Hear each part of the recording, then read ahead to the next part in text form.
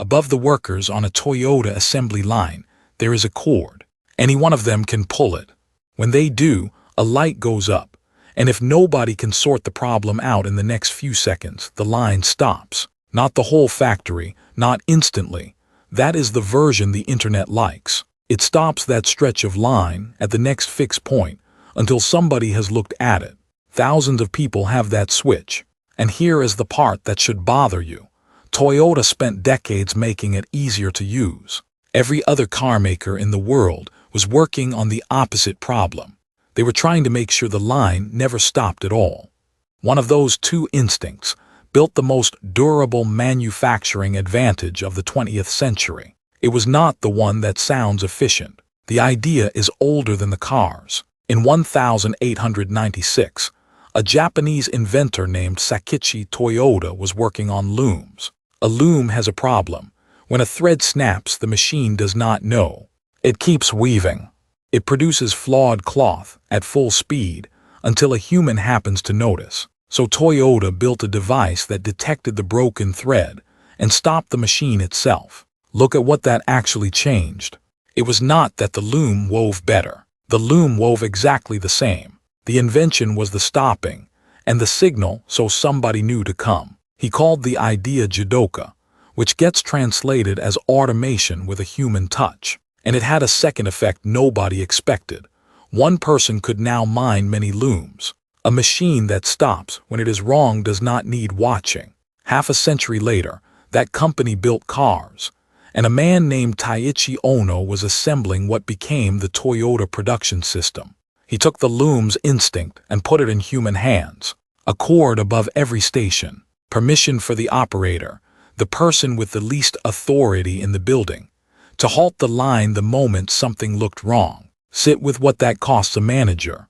Ono handed thousands of people a switch wired to the one number his own bosses judged him by. Then he told them he wanted it pulled, not tolerated. Wanted. A stop was not an accident to be minimized. A stop was the system working. Now the other instinct. And it is worth stating fairly because it is not stupid. A car plant is enormously expensive, and it earns nothing while it is still. So the rule almost everywhere was simple: keep it moving.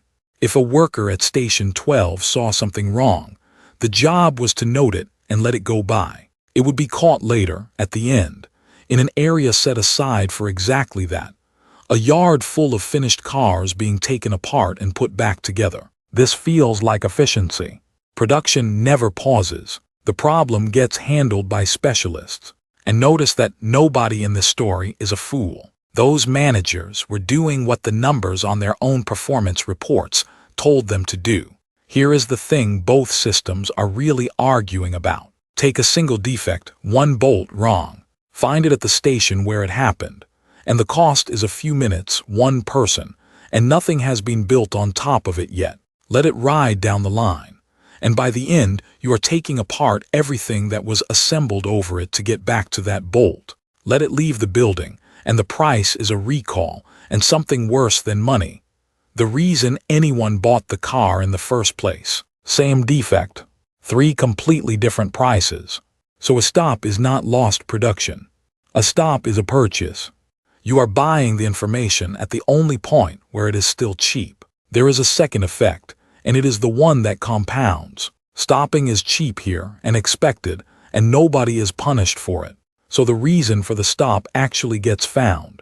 Not worked around. Fixed properly so it cannot happen again, which means the number of stops falls, year after year. Now run the other system forward. The line that never stops never surfaces the cause of anything. So the same defect arrives again next week. And next year. Every time, it gets paid for at the top of the ladder. A company that cannot afford to stop cannot afford to learn. It just pays for the same lesson repeatedly, at the worst possible price, and calls it the cost of doing business. Which brings us to a plant in Fremont, California, and the closest thing business ever gets to a controlled experiment. General Motors ran a factory there, and by the early 80s, it was among the worst in the entire company. Quality near the bottom of the system. Absenteeism running at 20 to 25%. On some Mondays, there were not enough people in the building to start the line. More than 700 unresolved grievances. Drinking on the job. Wildcat strikes.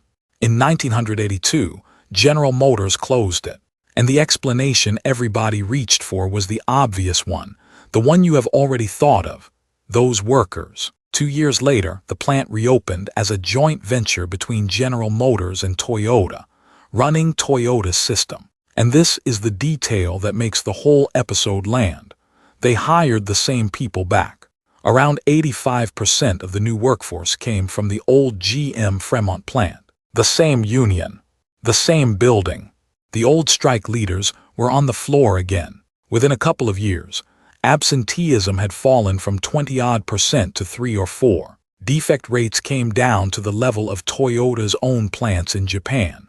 From among the worst in the system to among the best. Nothing had been done to those workers. They were not retrained into different human beings. They were put inside a system where, when they saw something wrong, pulling the cord was the expected thing to do instead of the thing that got you in trouble. The people were never the problem. The people were the evidence.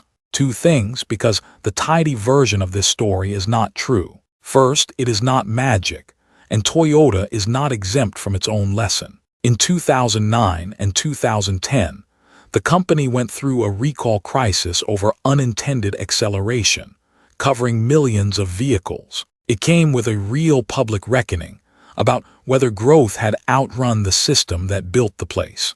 A play that works is not a play that cannot fail. Second, and this is the useful one, General Motors had a partner in that building for 25 years. They sent managers through it to learn, and for the most part, they could not transplant what they saw, which tells you exactly what the cord is. It is not a piece of rope you install above a workstation. It is a promise about what happens to the person who pulls it. Install the rope without the promise, and it gets pulled once. So here is the play, and it is not empower your people, which means nothing. It is narrower and it costs something.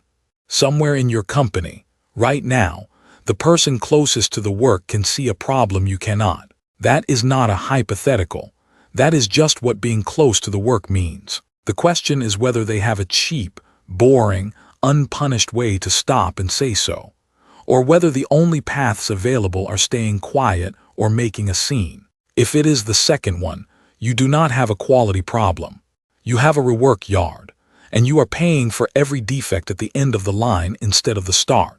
So find the place where stopping is expensive and make it cheap. Give the switch to the person with the least power to use it.